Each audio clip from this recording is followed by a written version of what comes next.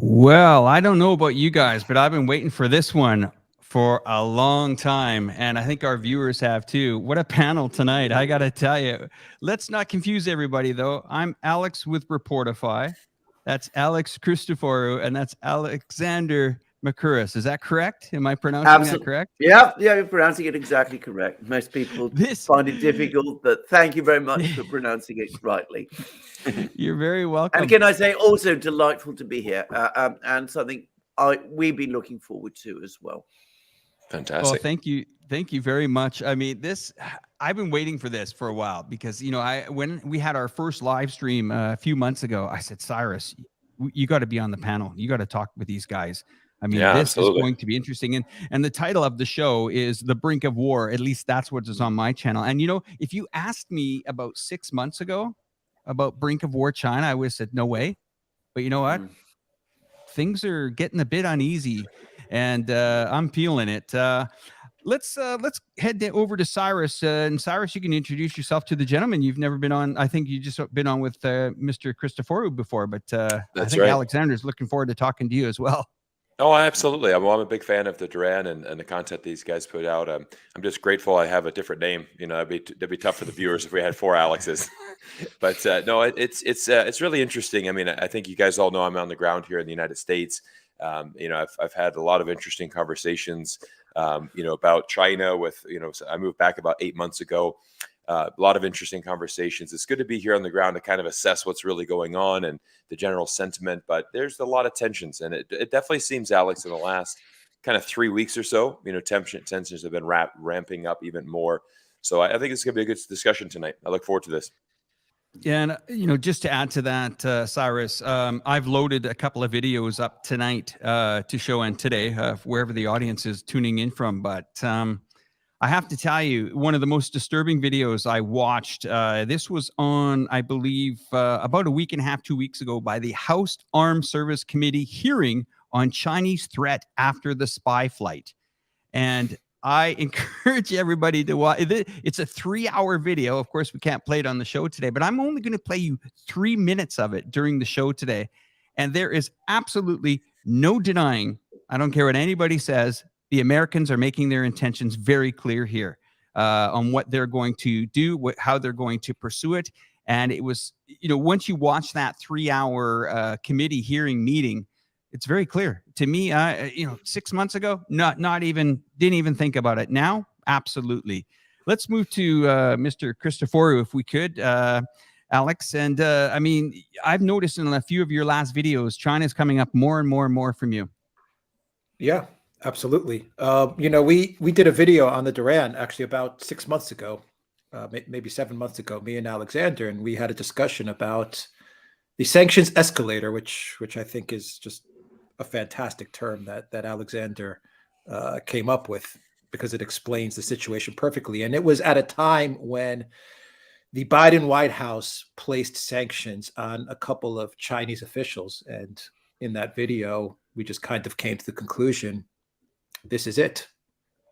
China is on the sanctions escalator. There's no turning back now. The escalator just goes up, and that's exactly what we've seen over the past 6-7 months. And we're going to see the escalator move a lot faster now. And we talked about it 7 months ago, and this is exactly where we are right now, where things are ramping up with China. And we just finished recording a video, me and Alexander, and we discussed China again. And unfortunately, I think the conclusion that we're coming up with is that as the situation reaches an end game in the Donbass, it looks like we are heading, possibly, we're going to head towards a much, much more dangerous and even a bigger, wider conflict. The war in Donbass is wrapping up, and I think the whole world is going to be confronted with a situation where we could possibly be entering a bigger, more dangerous war. Russia, NATO, and even China jumping in. So we're entering a very dangerous period. Yeah. I mean, to add to that. Like I said, about 6 months ago, I thought this would never happen.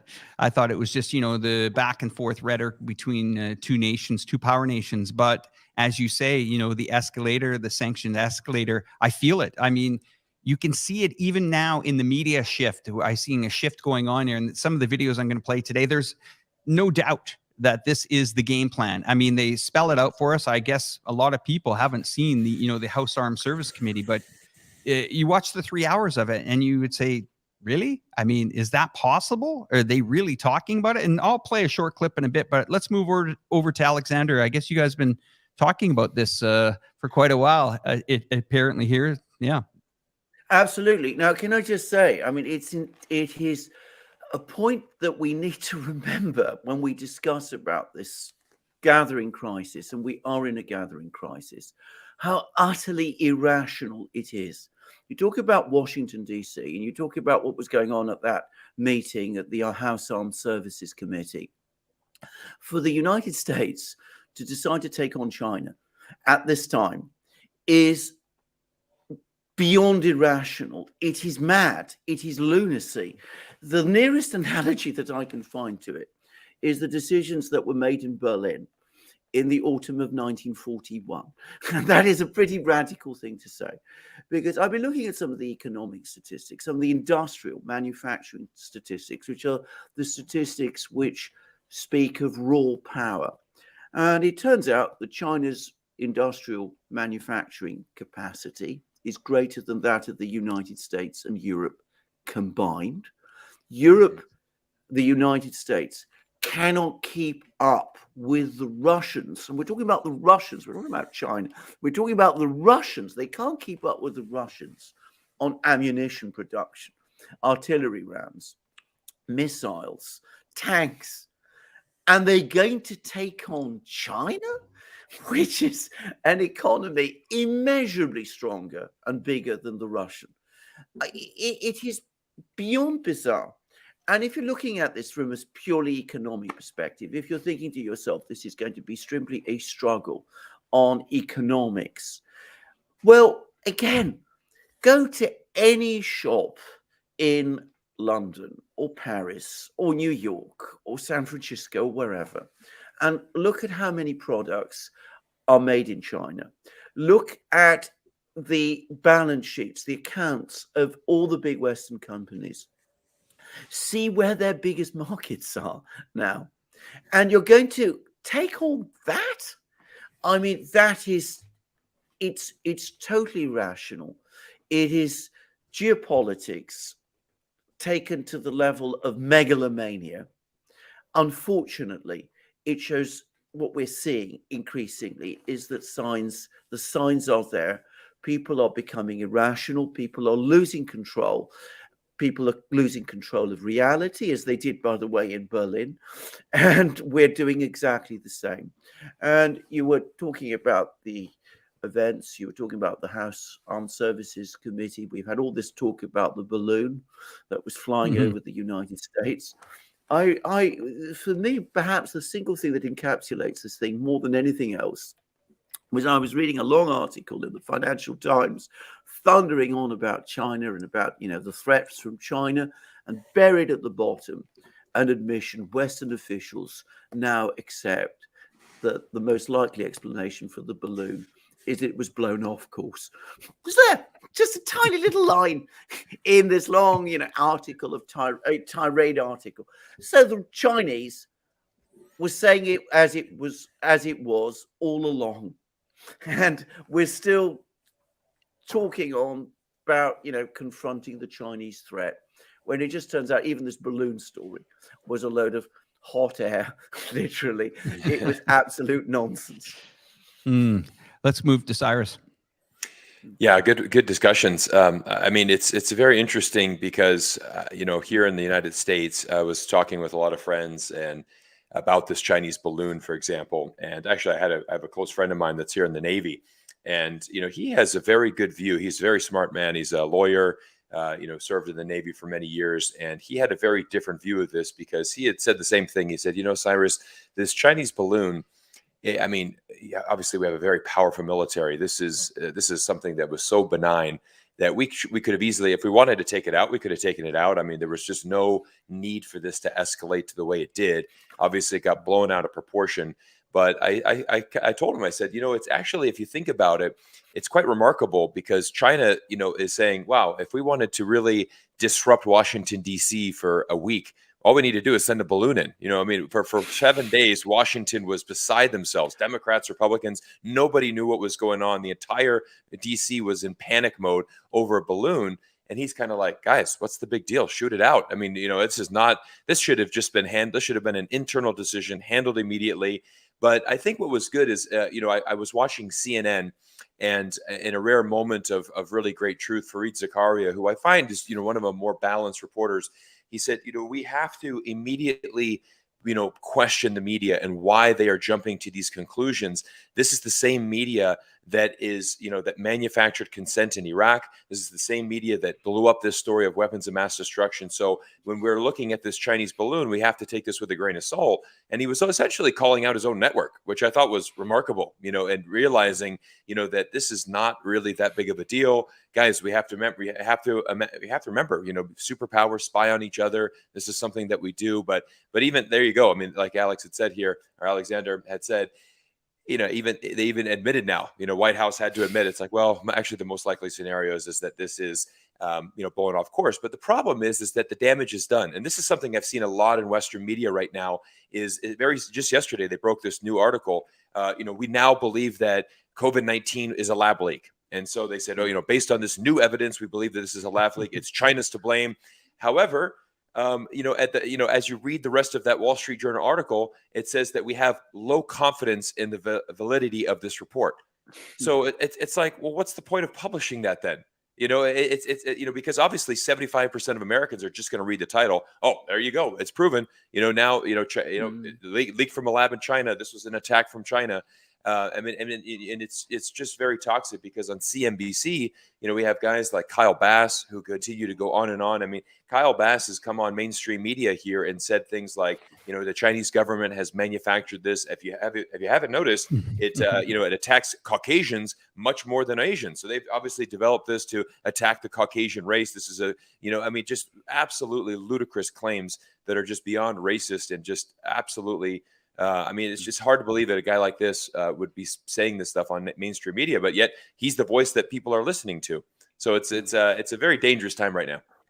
Yeah, and voices that, yeah, please do, Alexander. Go ahead. Yeah, I just wanted to say I read that Wall Street Journal piece, and immediately there was one thing that stood out for me right at the start, was that one of the two journalists who wrote it was a gentleman I very much well remember. During the run-up to the Iraq war, and he was one of the strongest supporters of, the claim that there was WMD and all kinds of problems and dangers of WMD in Iraq. And sure enough, he turns up again, and he's telling us about the great lab leak in China. Well, as far as I'm concerned, that particular gentleman is not a credible messenger of any kind of information of this kind. That's all I want to say about that article. And for them, they come out and they attack people like us where they say, you're not, a journalist. You know what? I don't want to be a journalist. I don't want to be what was the term I heard yesterday? Prostitute? I heard that on from somebody going on about this news piece that I'm going to play right now, guys. This is the kind of stuff that we're seeing, the rhetoric coming out of the United States. Okay. CNBC or NBC network put this out. A reporter gets on an airplane, flies into the South China Sea, and wonders why the Chinese military, without reporting that they went in there just to see if they would get buzzed. Let's play this clip. Very, very crazy. Here we go. We're in the cockpit of a U.S. Navy P-8 Poseidon aircraft doing a surveillance flight high over the South China Sea, flying over man-made islands that China has been fortifying, but the U.S. considers unlawful. And we're not talking about rocky little outcrops. One of the islands is 700 acres. It's been described as an unsinkable aircraft carrier with a runway, radar bases, and possibly surface-to-air missiles. The militarization of these islands is one part of China's challenge to U.S. influence in the region. During the flight today, the PLA was calling from its ground station to the pilots here warning the aircraft to leave what it considered its airspace, saying American aircraft no more approaching, you will bear full responsibility. And then the flight was intercepted by a Chinese J-11 fighter jet. It stayed about 500 feet off the left wing for over an hour. It just followed, and it was close. We could see the pilots. The encounter, in the Navy's words, was professional, but these sort of encounters are happening more often.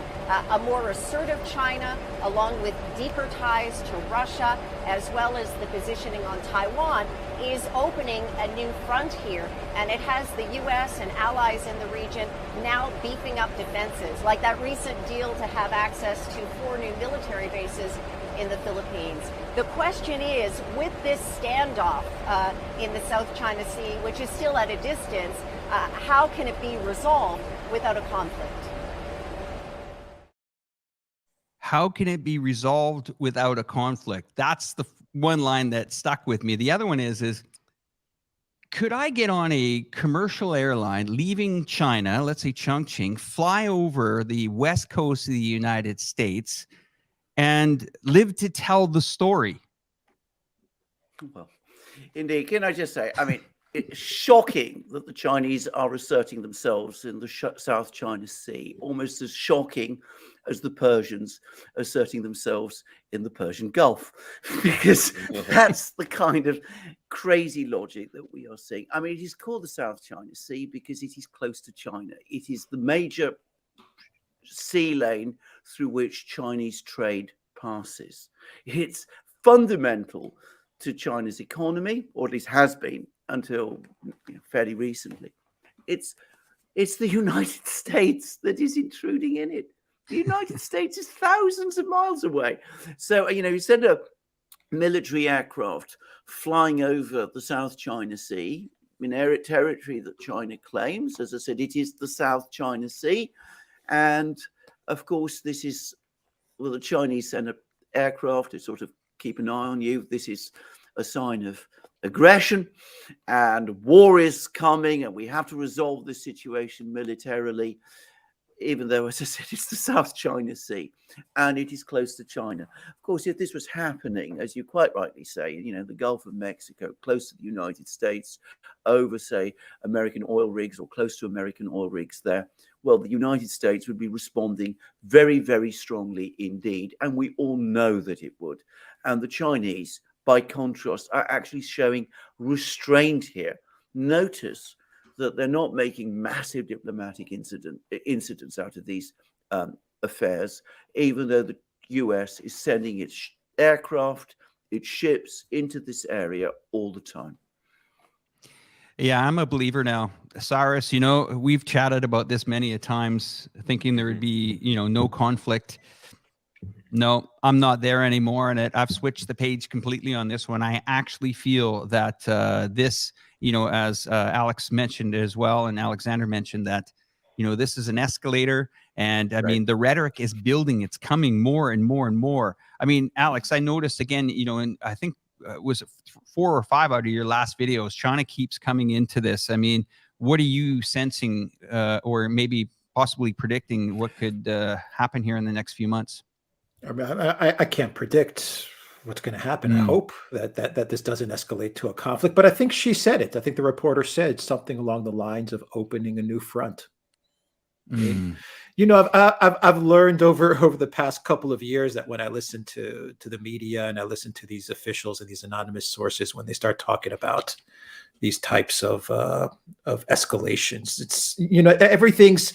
You got to really parse through their words and try to get to the meaning of what they're trying to propagandize, what they're trying to hint at. And I think the segment that you just showed is pretty clear.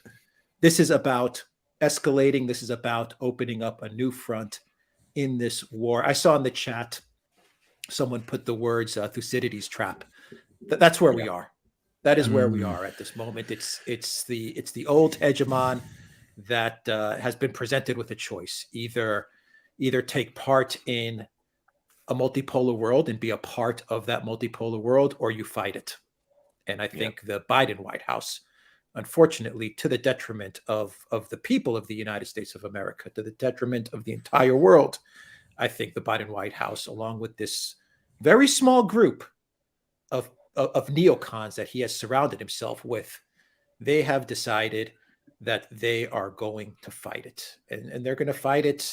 And what I'm worried about is they're going to fight it to the point where we're going to get to a situation where we are going to be talking about a possible nuclear escalation. I'm not saying we're going to get there. I'm not saying that's what's going to happen, but I think at the trajectory that they've placed themselves at this moment, this is where we're heading towards.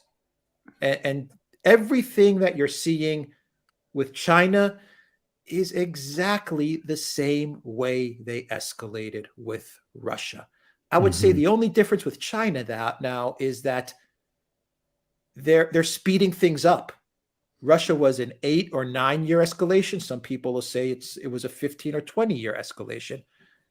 China, they're condensing it to a couple of years. I mean, you could see it. It was there when Nancy Pelosi went to Taiwan. You could see it in the articles. You could see it with what we saw just now with this flight over China. You could see it in the rhetoric in the Armed Services Committee meeting, in the panic over the balloon. I mean, every day they're coming out and they're villainizing China. And my final point on the villainization on China, they're going after the people as well, just like they went after the Russian people. They're not focusing on the government anymore. They're focusing on the people. 100%. And it's going to harden the Chinese people's resolve. It's not going to weaken the Chinese government. It's going to harden their resolve to stand up to what they perceive as an attack that's incoming.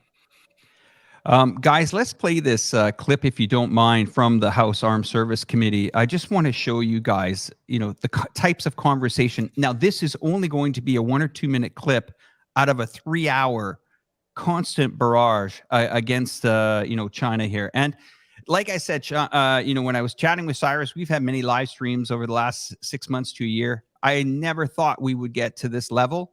And I never thought I would hear this kind of talk come out of the Americans. But let's see if we can pull this up here. And give me a second here. Let me just see if I can get it to work.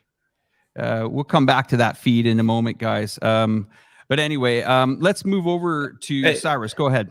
Yeah, Alex, I wanted to continue what Alex just had said here is the fact that we've moved away from the government. And this is one of my biggest criticisms right now, because I've seen this in many of these anti-China YouTubers. I've seen this in many of the media where, again, people are saying, well, we're just criticizing the Chinese government. That's what we're trying to do. And, and I've always said, you want to criticize the Chinese government, that's fine. You can certainly have criticism towards them. You can voice your opinion on that. But the issue is that we've taken it to a new level where we have gone well beyond that.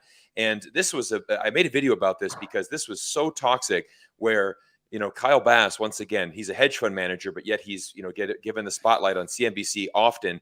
And the reporter, it was interesting, the TV anchor opened the segment saying, there's one thing we need to make sure that we differentiate, because I've been to China, the country's beautiful, the people are great, the culture is amazing. We need to make sure that we differentiate this. Isn't that correct? And he immediately, the first thing he said out of his mouth was, I don't think we can make that distinction anymore, because what you need to realize is that 1.4 billion people in China, they are essentially, they were all spy for the Chinese government. If the Chinese government comes knocking on their door, they're going to spy for them. That's how it goes in China. So we basically need to assume that everybody that's Chinese, is a potential spy here in this country. And that is just so anti-American to where we are right now. Let me double down on that. Now, what's happening in the state of Texas and many other states is they're proposing a new law where no Chinese national can buy any property. And this is including green card holders. This is including students that are on a visa, anything like that. And the amazing thing is that I posted this and I said, wow, this is literally the Chinese Exclusion Act 2.0 here in 2023. It's really hard to imagine that this is where we are right now. And I had some people respond, well, there's nothing wrong with this. Cyrus, you lived in Vancouver, Canada. Vancouver, Canada also did the same thing with foreigners. I said, no, there's two different things. Number one, in Canada, they introduced a foreign buyer's tax to kind of cool down the market. Basically, you got a 15% tax if you wanted to buy a piece of property. Now, that applied to all foreigners, though. You know, I'm an American citizen, so if I wanted to buy a house in Canada, I would get penalized. This is a single exclusion against a specific type of race. If you are anybody, any other foreigner, you know, can buy a piece of property, it's specifically calling out Chinese. Now, I had a phone call with some of my Patreon supporters this week, and one of them joined, and he said, "Look, I've been here in the United States for 11 years. You know, I'm almost getting my green card, but I'm here in Austin, Texas, and there's a chance that this passes. Like, what future do I have here? I have no pathway. You know, I'm still 5 years away from becoming a U.S. citizen, but you know, I just feel so." You know, he's been an engineer. He's been contributing to the Texas economy for a better part of a decade. Loves it there. You know, has friends. His whole community is there. And he's like, I'm just so saddened by what's happening in this country because of the passport that I hold. You know, and I was like, if it passes, I'm going to leave Texas, and it's sad. And I'm like, that's where we are just getting to this. It's just incredibly sad to witness what is happening inside of this country. And again, it's not towards the Chinese government. It's towards the people. It's towards the country. And that distinction has been completely lost now. Okay, so Cyrus, I got this clip lined up, if you guys don't mind watching. Let's roll it, Galway. All right, let's have a listen here. Whiteman Air Force Base really reconfirmed what we already knew, that China is our #1 national security threat. We cannot allow China to walk all over us and outpace us militarily. When we project weakness on the world stage, as the Biden administration has done, China and other adversaries will take advantage, and they are. I'm extremely, extremely concerned about the lackluster approach the Biden administration has utilized with our armed forces. We are not moving fast enough when it comes to ramping up our military capabilities to meet the threats of today and the future. Heck, we're more concerned about which pronouns we're going to use than we are defending our great nation. Currently, we have the smallest and oldest bomber force since post-World War II, and China surpasses us with the world's largest Navy. I sincerely hope that, especially after the Chinese balloon fiasco, that we wake up as Americans, as a nation, to accelerate where we can the necessary military assets to deter China. And now my questions to each of you. I'll start with you, Admiral. Do you agree with General Minahan's assessment? Will we be at war with China within 2 years? No. Why not? As I've said before, I'm less concerned about a date certain than I am of the readiness of the force to respond to any contingency that arises anytime. So when I was in uniform, I said that the decade of the 2020s is the decade of danger. General Minahan said 2025. I'm not sure what he based that on. However, he's privy to current intelligence that I'm not. So, it behooves us to consider that. Admiral Davidson said 2027, and I fall back to the 2020s as the decade of danger. Okay, so 2 years, 4 years, 5 years, 7 years. Are we ready? Well, that's the question. I mean, I think we are. I think we can respond today to any threat from today's PLA, the People's Liberation Army. If we don't continue to invest and innovate, then in 5, 6, 7, 8 years, pick a time frame, we might not be able to compete levelly with the joint force across all domains, and that's the concern. Dr. Sisson, what should we do now to effectively deter China from invading Taiwan? I think the good news is that our strategy of deterrence is in good standing and is working well. I think we should remember that, and we should do things to reinforce it. Again, we need to reaffirm for both sides our adherence to the One China policy. We need to coordinate and collaborate with Taiwan on their defense concept and getting them to be as prickly of a porcupine as they can be and ready to be prepared and resilient in the event the worst happens. And then internally here in the United States, I think we need to do some planning. We need to have coordinated across the interagency any number of options that we could use to respond quickly and effectively if we saw indications and warnings that we were concerned about emanating from the PLA. So there you guys go. I mean, that says it right there. Well, I'll just absolutely kill not. this, one sec, guys. I'm just going to kill the audio feed. One sec.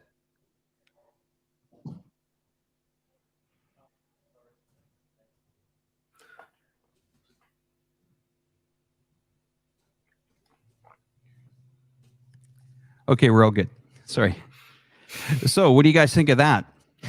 Well, I mean, as I said, completely irrational, completely detached from reality. And you wouldn't have thought that these people are representatives of the country that spends more on weapons, more on its defense than the 9 countries that come after it, including China, put together. I mean, the United States massively outspends China, massively outspends Russia, massively outspends so many countries on defense.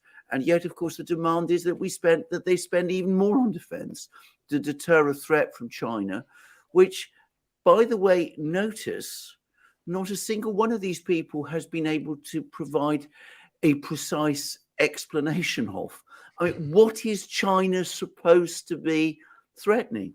I mean, are they threatening the continental United States? Are they seeking to conquer the continental United States? What is this threat from China that these people are discussing? A threat to Taiwan? Well, the Taiwan situation has been relatively stable for many, many years. It's the United States, again, that is destabilizing the situation in Taiwan, because they talk about a one China policy, but at the same time, simultaneously, they talk about making Taiwan a prickly porcupine, by which they mean they're going to ramp up arms sales to Taiwan. It is they who are changing the status quo in Taiwan, not China. So, as I said, they're talking about increasing military spending from its already hyperinflated, utterly bloated levels to counter a threat that they don't define, that they don't explain. They don't tell us what exactly it is that this Chinese threat is that they're supposed to be deterring.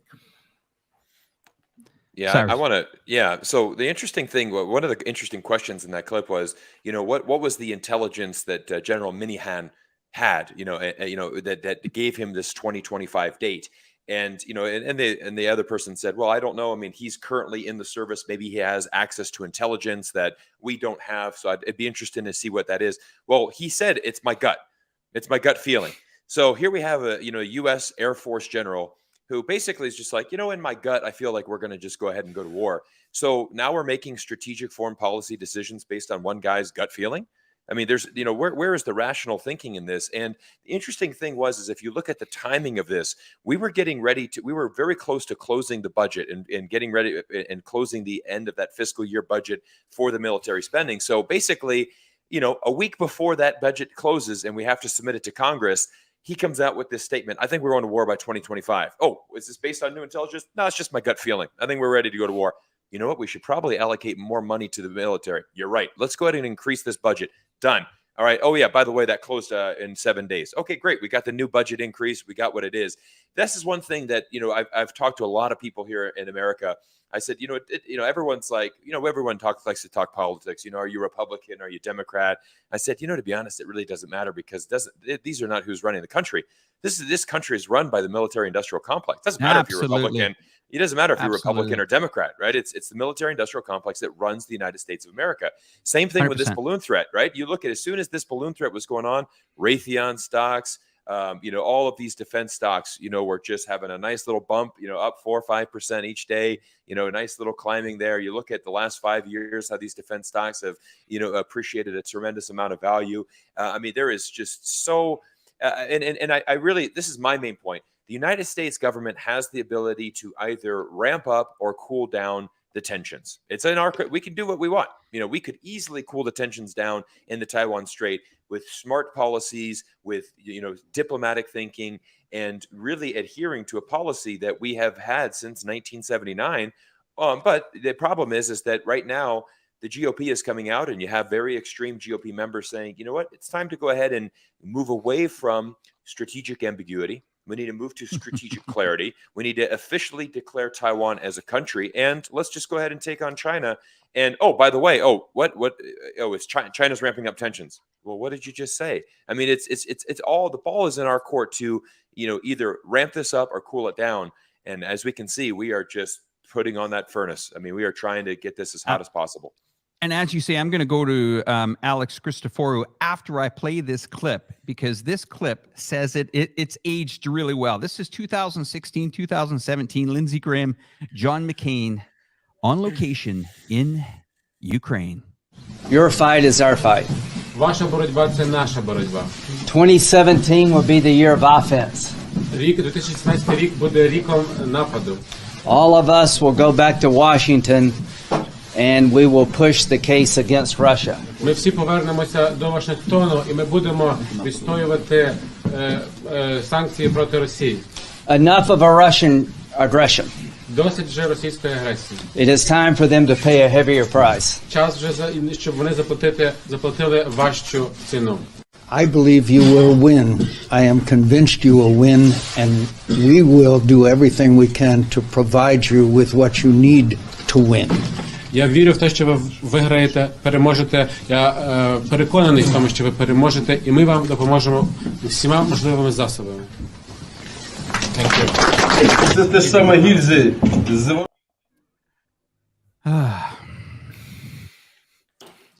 Alex Christoforou, over to you. No, I want to just follow up on what Cyrus said. He's 100% right about this going to war over a hunch is ridiculous. But this is the United States, 2023. It's all emotion. The whole thing is run by the whole Biden White House is run on emotion. And so is the United States ramping up with China and about to go to war with China because Millie has a hunch? Absolutely. Absolutely. Just like the U.S. got involved in Ukraine because Victoria Nuland has some bone to pick, some emotional bone to pick with Russia. Absolutely. And McCain and Lindsey Graham and McCain and Lindsey Graham back in the day were also upset with China. And Lindsey Graham is going on and on now about China as well. He's getting on the TV circuit and he's talking about China's aggressive nature and aggressive posture. And, you know, it's Ukraine. We're going to support Ukraine for as long as it takes. And Taiwan's going to be this prickly porcupine. And you can see they're already building the narratives. They're already setting the stage for what's about to come. It is copy paste of what they did to Ukraine. They're now ramping it up with China. And you know, China is a perfect villain for them, just like Russia is a perfect villain. It's not going to be hard to convince a lot of the collective West that China is evil, just like it wasn't hard to convince a lot of the collective West that Russia is evil and that Putin is the evil dictator. Xi Jinping now is going to be the evil tyrant dictator. You can throw in the pandemic as well. That's going to play really nicely. The balloon story plays really nicely. You can see that they're starting to, the script writers are weaving the story together. And a lot of it is based on emotion. And that's what's going to lead the U.S. to conflict with Russia, just like it's exactly what has led the U.S. to conflict with China. I mean, that's exactly what led the U.S. to conflict with Russia and Ukraine. This emotion, this ideology, it's this neocon ideology. And it's all about emotion and hunches and feelings. And this is the U.S. 2023. It's all about feelings. China and Russia are not operating like that. They don't operate like that. And that's the difference. There was one clip in that. There was one thing that I did like is that I like being said is it said the United States government is more concerned with the right gender pronouns right now. I mean, that is where we're at right now. So I thought that was actually a good point, you know. But you know, watching that whole thing, Cyrus, I watched 3 hours for it of it. That clip was not me just, picking out the most intense point. That was just some general chat that went on for 3 hours, and then China comes up with this 12-point Ukraine crisis, kind of like a peace plan or something. I was reading it over just earlier here, but it's interesting because if you look at the Minsk agreement, I mean, that was signed. No one really honored it. I mean, it asked for, withdrawal of troops. It asked to give actually Ukraine time to turn on the electricity, turn on the water. It mentions it here. It even talks about, the Ukraine government that cut off the pensions to the eastern part of the country back in 2014. It says reinstating taxation, utilities, timely payments. I mean, and now we fast forward, and the Zelensky government, I'm using your pronoun for him, Alex. He's saying, well, no, we want full territory. Well, I mean, your country signed this agreement in 2015. And I'm quite surprised. I mean, there's names on here that, will back it up. And, the way I'm looking at this now is that it doesn't matter what you come to an agreement with the Americans, they'll just change it later. Oh, well, let's think about, moving to another territory later. And I think that's why I'm really feeling here. And I wanted to play that clip for you too, Cyrus. When we've had this discussion about this Russia-Ukraine, a lot of people say, well, Russia invaded in February. No, they were introduced or brought into this, to my understanding, in 2014-15. They were dragged into this. And people keep going back and they say, no, it's, the Americans in the press, it's 2022, February, that's where it all started. Well, no, it didn't. I mean, it's right here. It's 2015. It's in the Minsk agreement. It's right there. And let's ramp in a couple $100 billion more to keep the party going. And there's no difference in what's happening here in China than what could happen in Canada back in the early 90s when we had a referendum in Quebec. And imagine the Americans bringing over, sending up Nancy Pelosi and the game into Quebec saying, hey, we're going to finance you, Quebec, to, so you can have some independence. And while we're at that, we'll bankroll it and we'll put missiles on your territory. And who cares what the federal government thinks about it? I mean, that's very real. To me, anyway. I just wanted to quickly say about the Minsk agreement. I think many people don't understand is that after it was signed and agreed, it was put to the United Nations Security Council. And the United States and Britain and France all voted for it, making it, in effect, part of international law. So it is actually not just the internal agreement between the warring parties in Ukraine.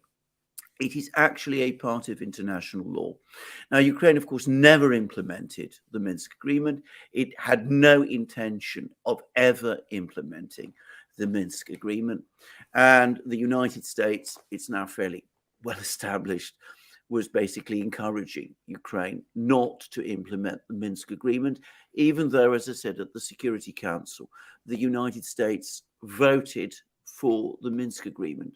And of course, the United States, Britain, France, Germany, the European Union, they all then sanctioned Russia on the grounds that it was Russia that was not implementing the Minsk agreement. And of course, if you read the Minsk agreement doesn't say anything that the Russians are required to do until all of the other steps that are set out there, the ones that you were talking about, pulling back artillery, switching on the electricity supply, providing pensions, agreeing autonomy for Donbass, all of those things.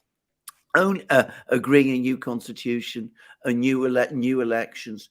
Only then, at the very end of that process, were the Russians required to transfer to Ukraine the newly reconstituted Ukraine that would have followed control of its border. So all of this was just turned around. Now, of course, that has been disastrous in terms of international relations because the Americans sabotaged the Minsk agreement. The Ukrainians have bragged about the fact that they were never going to implement the Minsk agreement. The Germans and the French, Angela Merkel and Francois Hollande, both basically said that they knew what Ukraine was doing and they weren't going to obstruct that. They realized that Ukraine wasn't implementing the Minsk agreement and was becoming stronger, and they were fine with that. So they were playing a duplicitous game. And of course, the Russians see that. They say, how can we trust these people ever again? And the Chinese are seeing exactly the same thing happen over Taiwan. The United States talks about the one China policy over Taiwan, even as it systematically dismantles it and works towards recognizing Taiwan as an independent country. Once you have the kind of situation, which will never happen, by the way, where Taiwan is so strong that supposedly it can deter China from any kind of armed attack on China, from China. I'm not suggesting that the Chinese are planning an armed attack on Taiwan.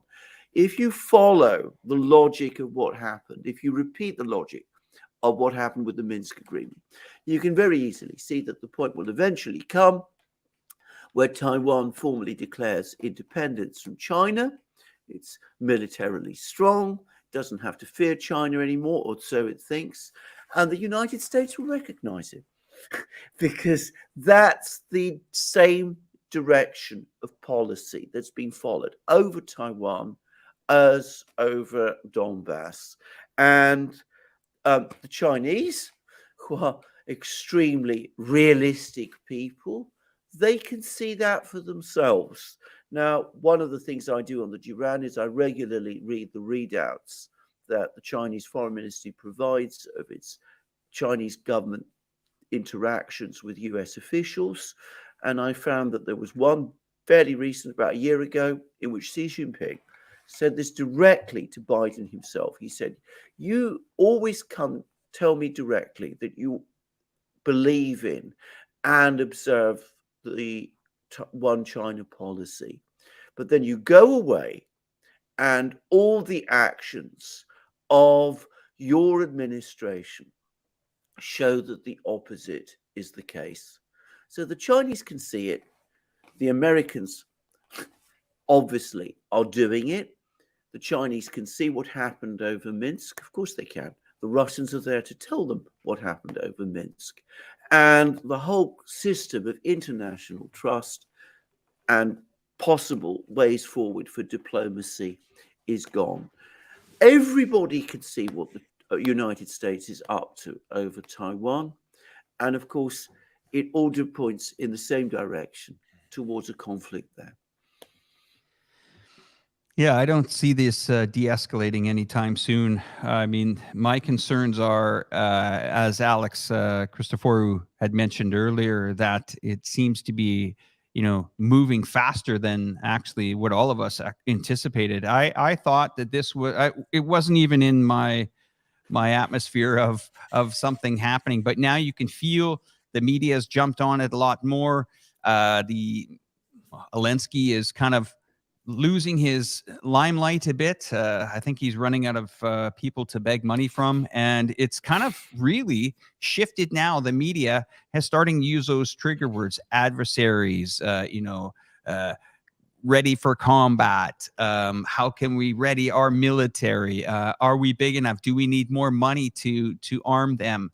I mean, NATO's ramped up. I mean, I feel a little bit sorrow for the Swedes that have sacrificed about 2% of their GDP to fill up their backyard with a bunch of military equipment. But we've also seen that in Estonia as well. I mean, what they said they wouldn't do, they've done.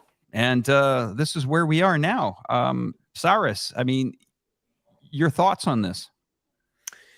Well, I think it just goes back to what I said earlier, as far as, the U.S. has the ability to either ramp up or cool down tensions. And I think so much of this is what we're seeing is China being villainized. We're seeing that, again, the attacks against the Chinese people in general. I mean, there's a very negative sentiment. I mean, I was in New York City in December, and I had a chance to meet with a group of Chinese American businessmen and women, and we sat down for dinner.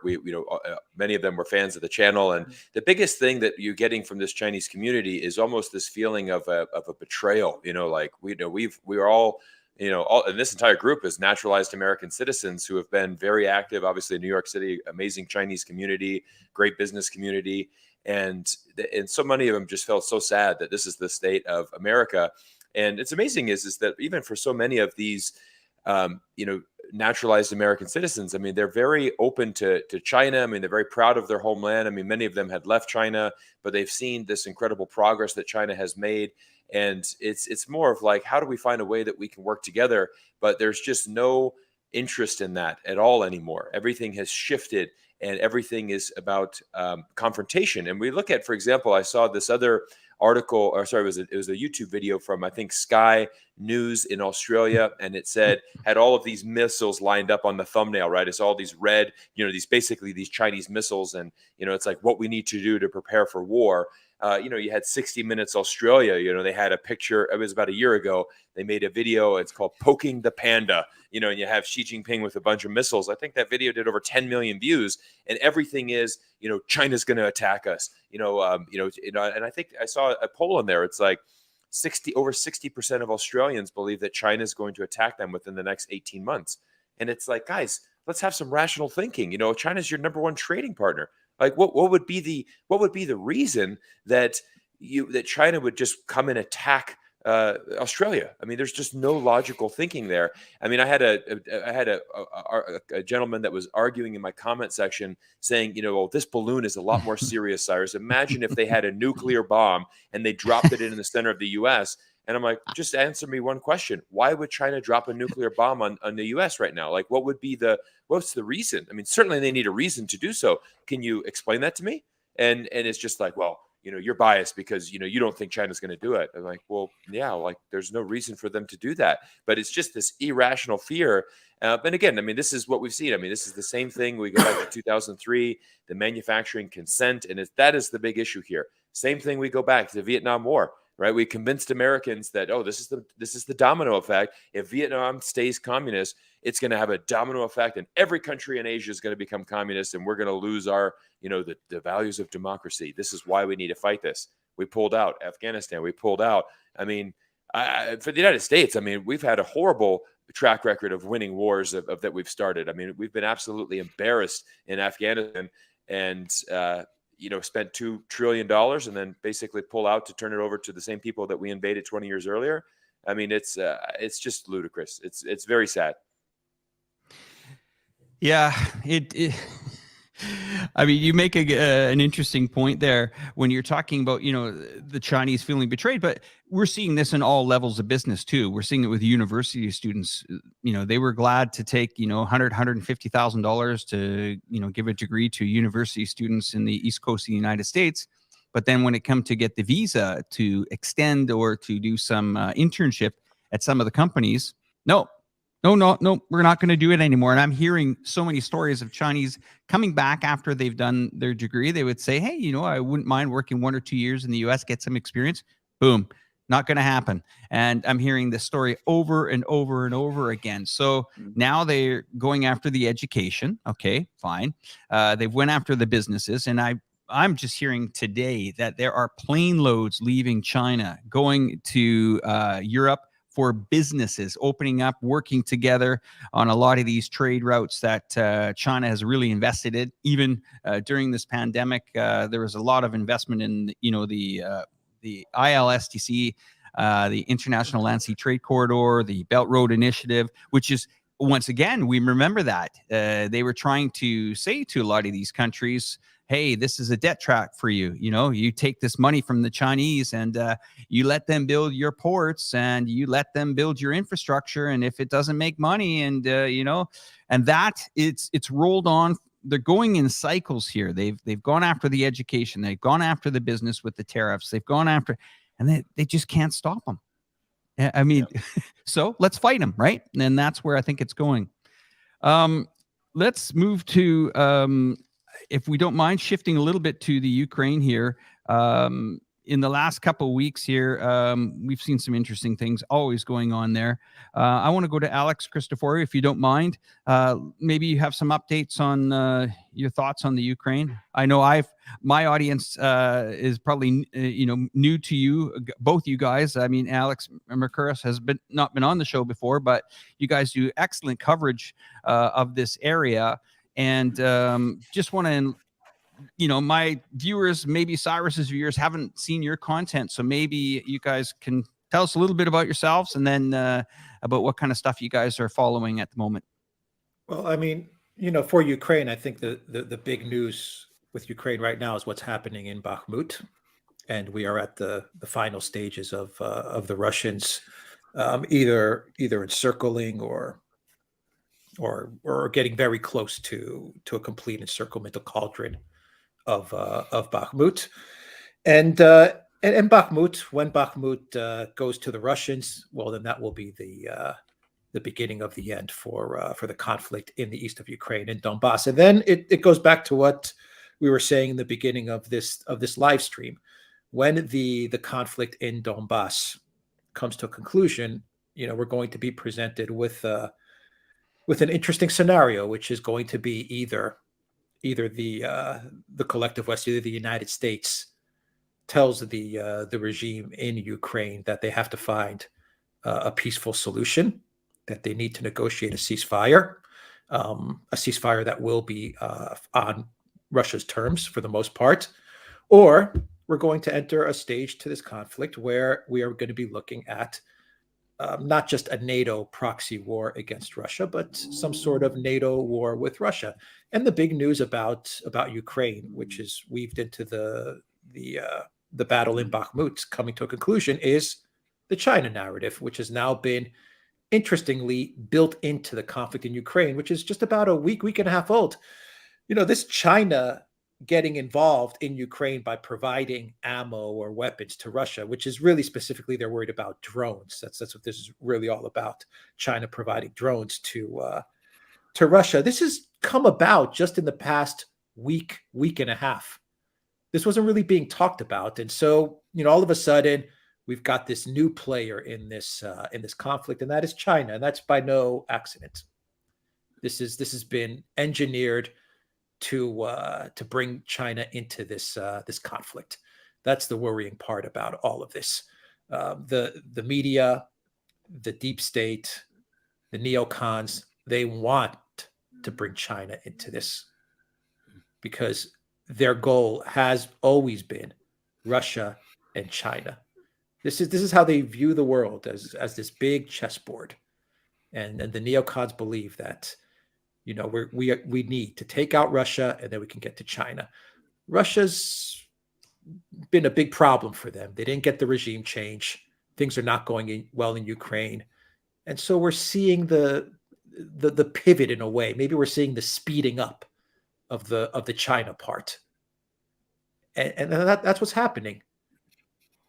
2-3 weeks ago, no one was talking about China weapons to Russia. All of a sudden, everyone is freaking out about China providing weapons to Russia. And those weapons that China provides to Russia, it's not going to make the difference. Russia is winning the conflict in Donbass. Russia hasn't really gone to China and said, please give us ammo, or please give us... That's not what's happening. I mean, Alexander can explain it much better about the situation in Bakhmut and the drone situation and what's really happening with this China to Russia weapon situation. But this has been purposefully inserted into the conflict in Ukraine. China's been drawn into this, not by Russia, but by the Biden White House.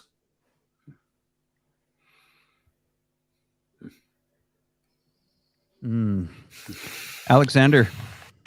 Well, I think Alex is absolutely correct. And of course, bear in mind something, that in fact, this conflict, the conflicts in Ukraine, the conflict with Russia, always there's the shadow of China, hovering over them, over the whole thing in the mind of some of these people in Washington, because you're absolutely correct. The point is absolutely correct. The real obsession is with the fact that China and Russia have now become so friendly towards each other. Right at the start of the administration, there was this extraordinary article written for the Atlantic Council's magazine, which was absolutely ferocious article about China. It already started to talk about Xi Jinping as, a dictator, an enemy of the world, of the United States, all of those things.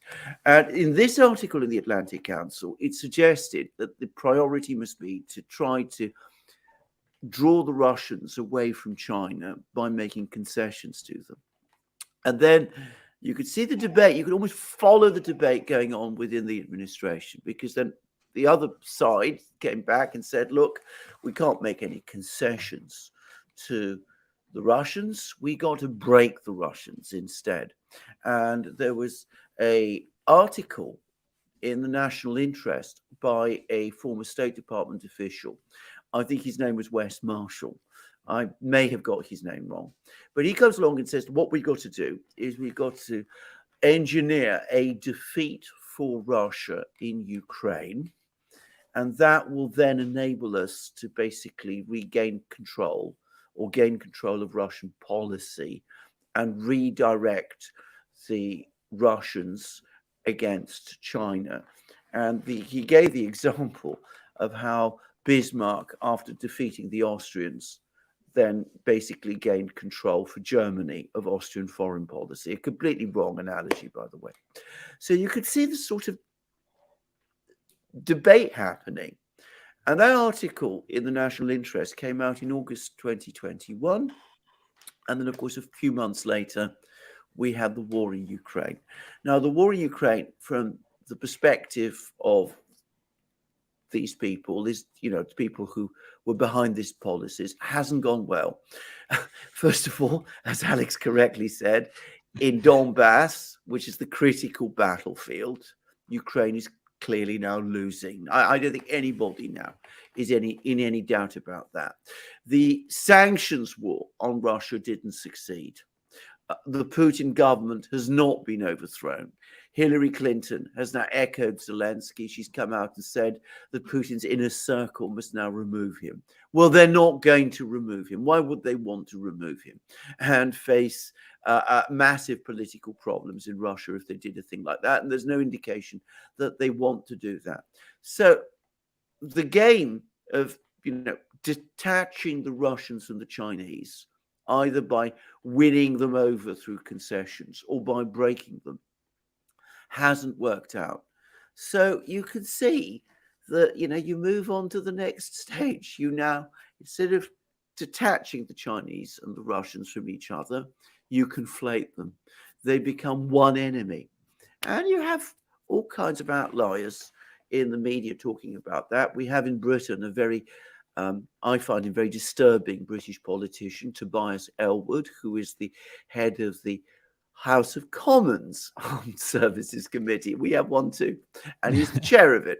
And he's now written an extraordinary article in the Daily Telegraph in which he talks about the Chinese-Russian axis. He uses that phrase somewhere, and he talks about how this is the great threat to the world.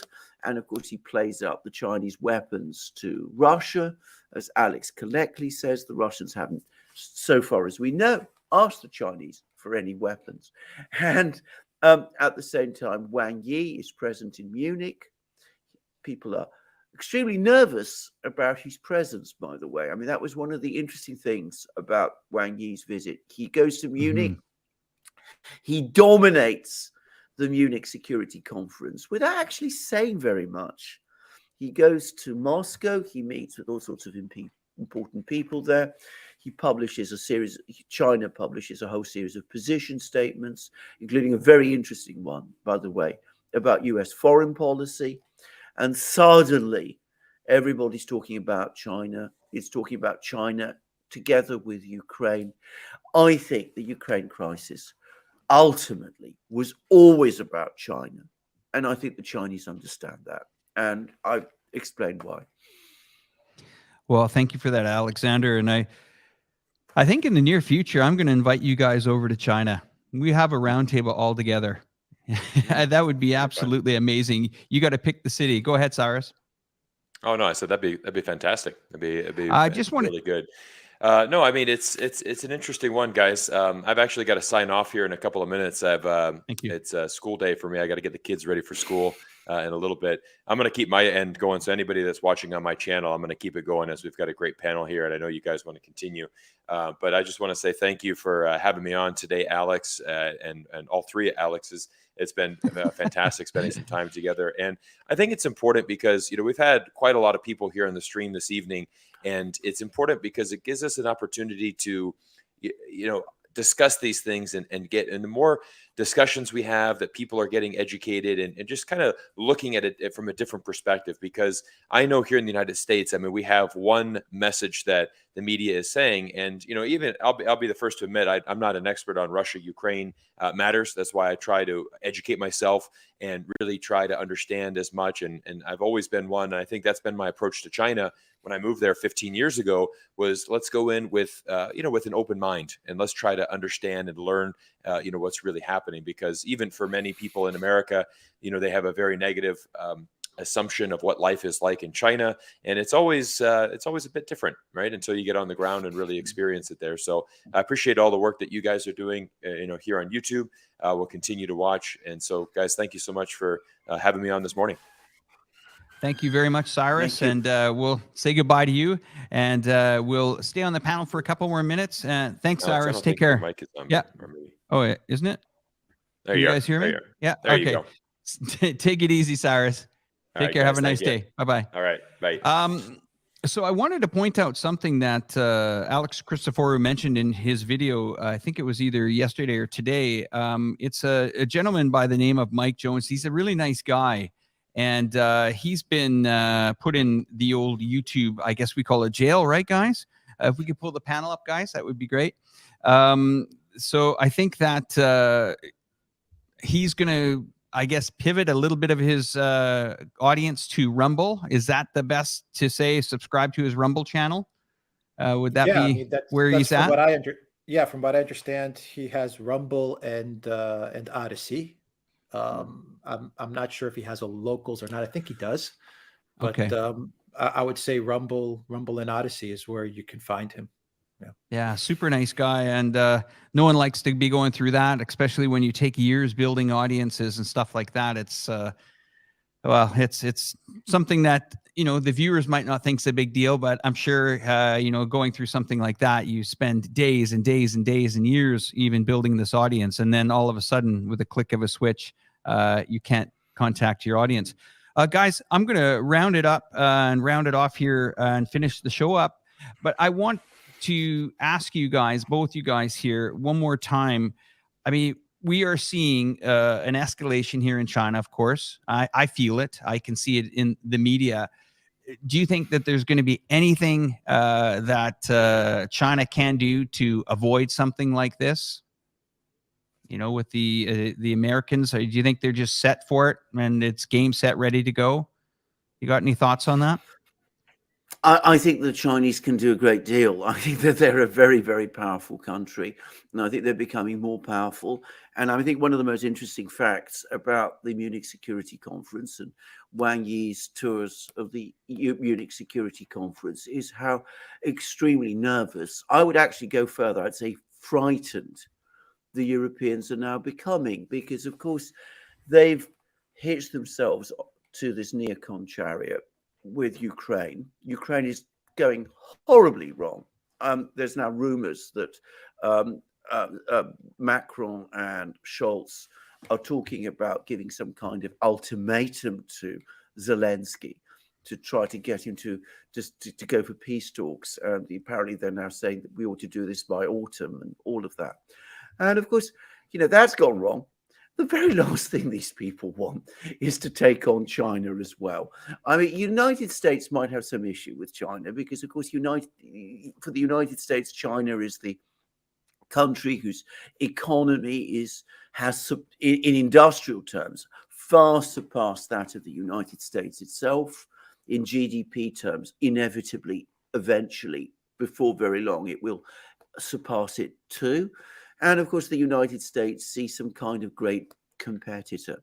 Many Europeans have issues with Russia because, of course, Russia is, the big power in the neighborhood, and people have got long histories with it. So a lot of Europeans are, particularly nervous about Russia. But the Europeans fundamentally have no quarrel with China at all. I mean, it's not part of their neighborhood, and it's not a direct rival to them. So why should they be afraid of the Chinese? What quarrel do they have with China? So they sense that they've already been pulled into one neocon adventure in Ukraine that's turned out wrong, and that's bad for them.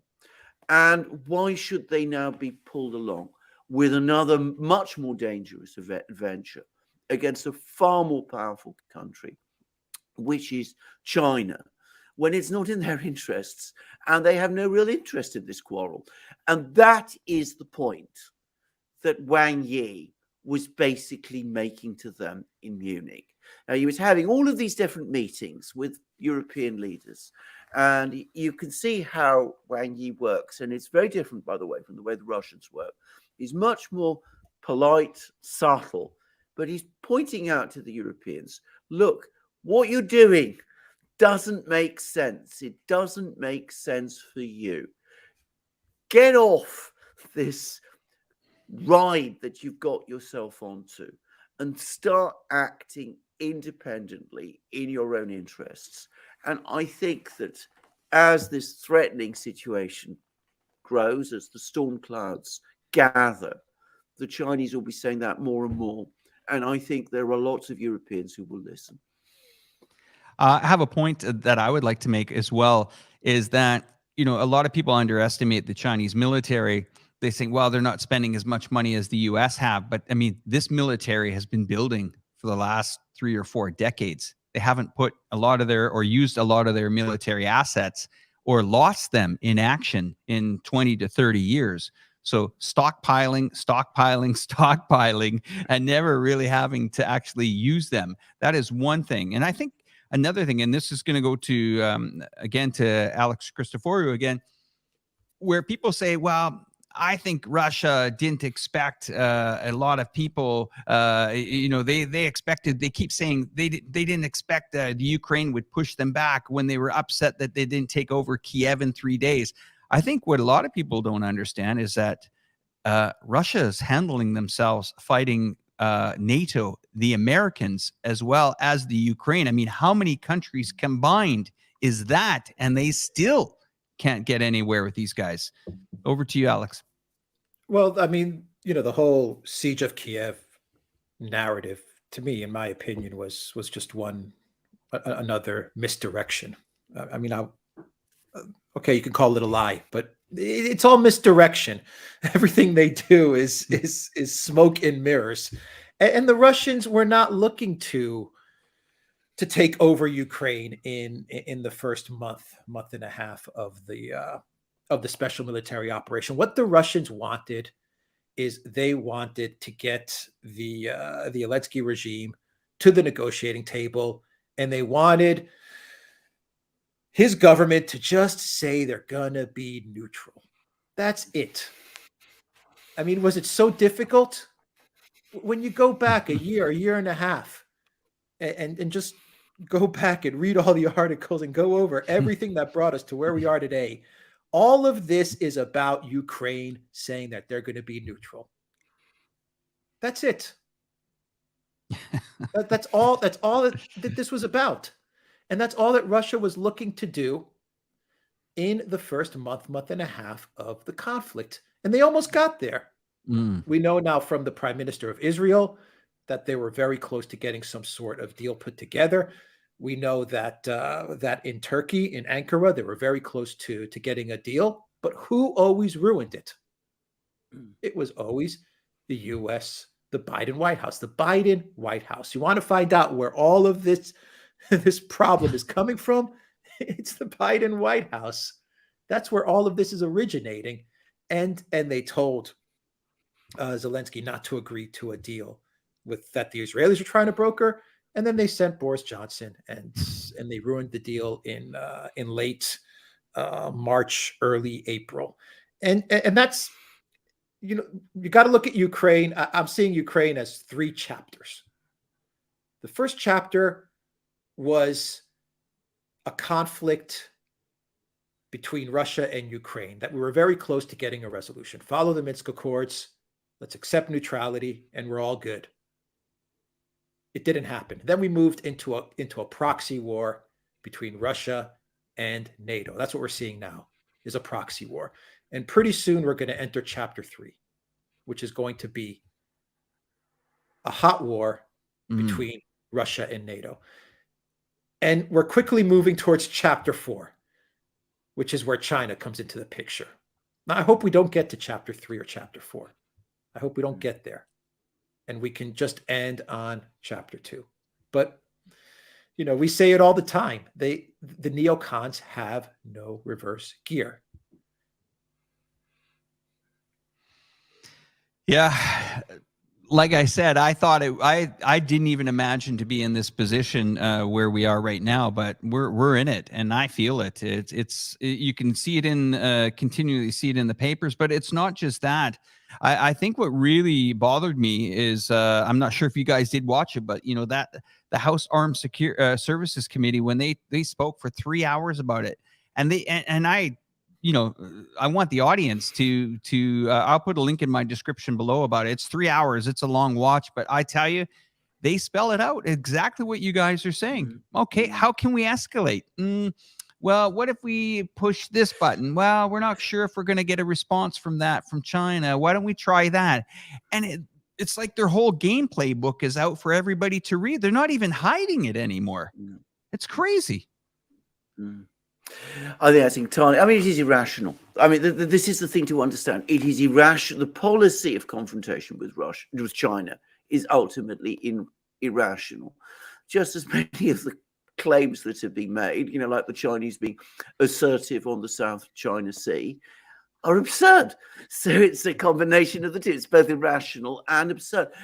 Can I just say a number of points? Firstly, the point about the fact that there's now growing discrimination against Chinese people in the United States. That is terrible. It is wrong.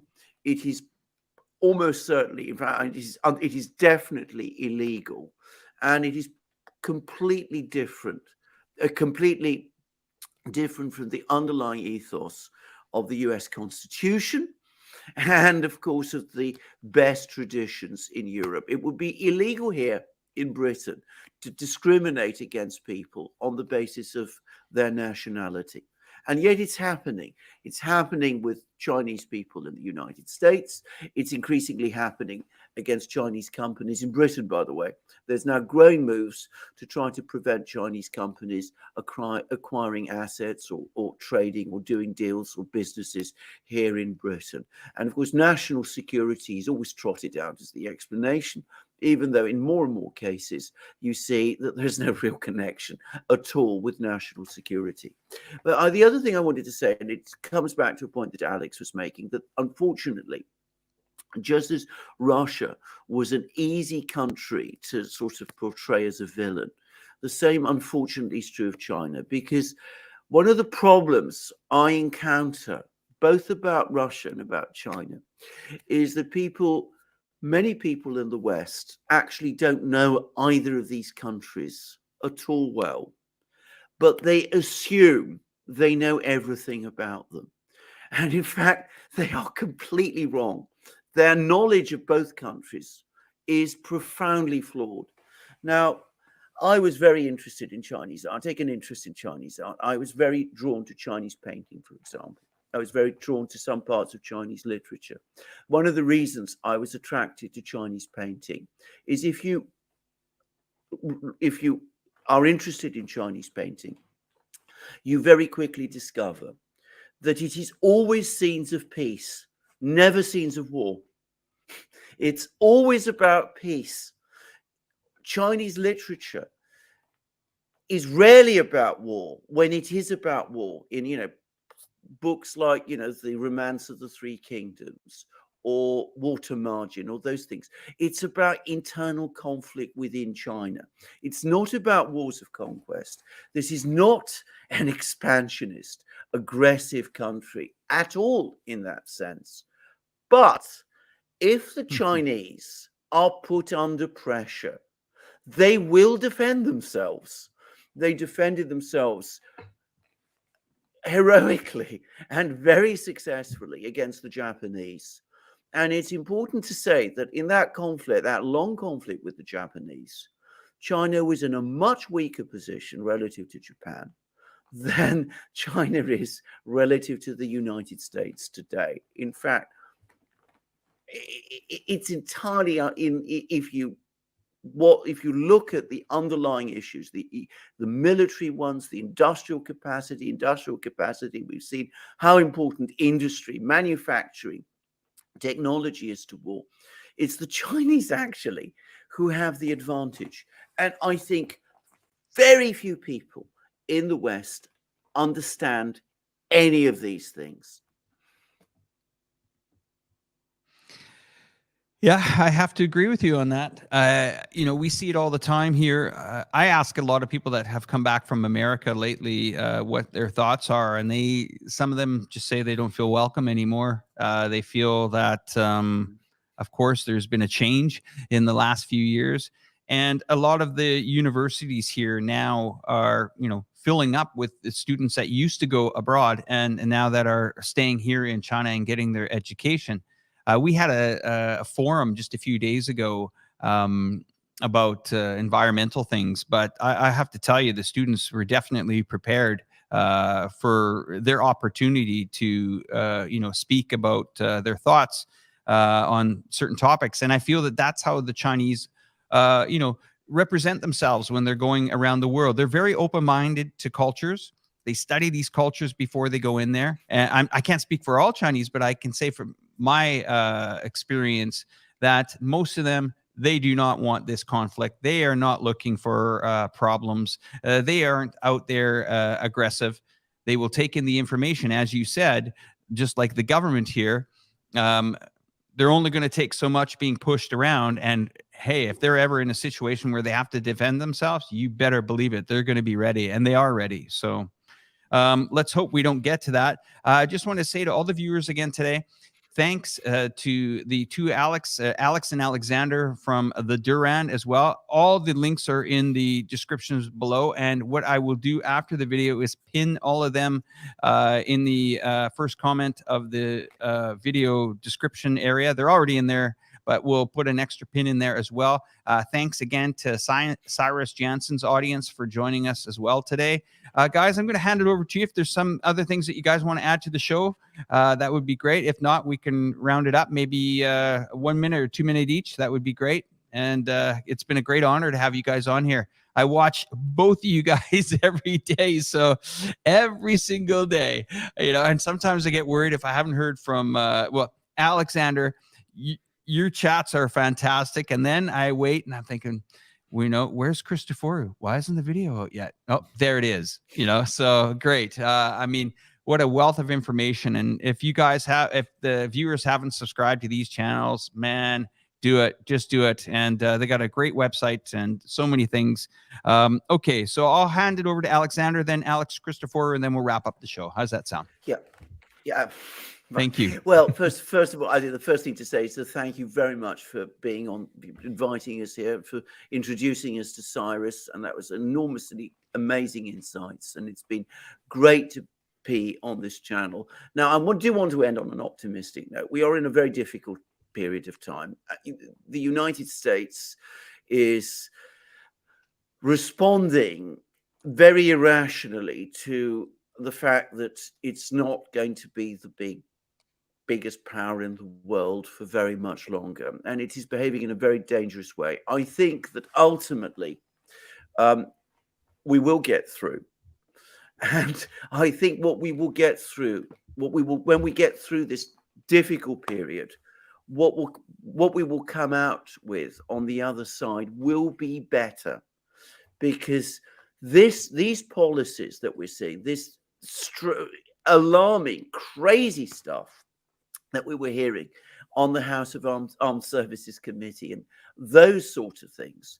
Ultimately, Americans, ordinary Americans, have no interest in. They're not really something that they're going to benefit from.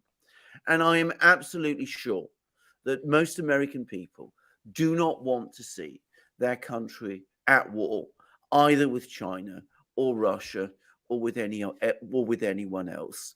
And I think that is the fundamental problem that all of these people at the center of power are going to, in the end, find insurmountable. Already you see that over Ukraine, where you can see that public mood is shifting against supporting the war in Ukraine in the United States. How much stronger will it be when it comes to China, which is so much more powerful than Russia is today? Mr. Christoforou, over to you. Thank you for inviting us to this show. It was great to be on here with you, Alex, and with Cyrus as well. Fantastic show. And I'll just second what Alexander has to say. I mean, I think things are looking very tough and very difficult, but we are seeing an anti-war movement crop up. We are seeing this. We're seeing it in the United States. We saw it over the weekend in Germany. We are seeing it in Italy as well. In Italy, there was a protest, and I believe they blocked one of the ports that the Meloni government uses to send weapons to Ukraine. And in Berlin, they put a tank in front of the Russian embassy.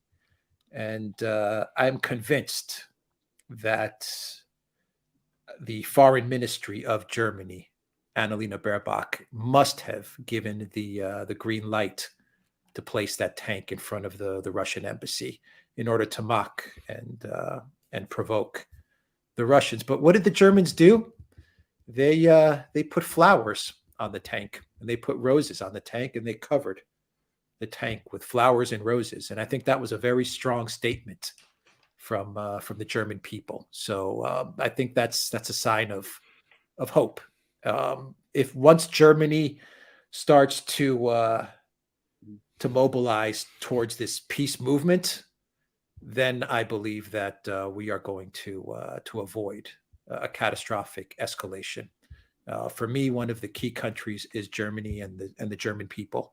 And what I saw over the weekend was, I think, should provide everyone with some hope. So I think that's a good way to end the stream. Well, thanks for those kind words, gentlemen. And it's been a pleasure.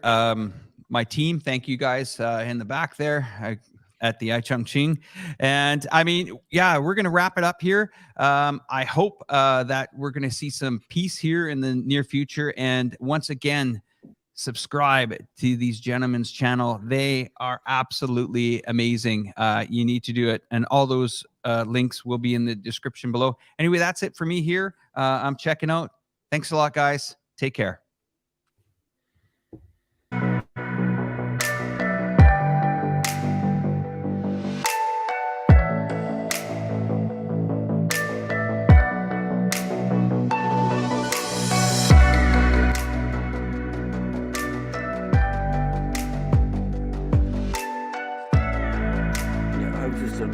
My first program.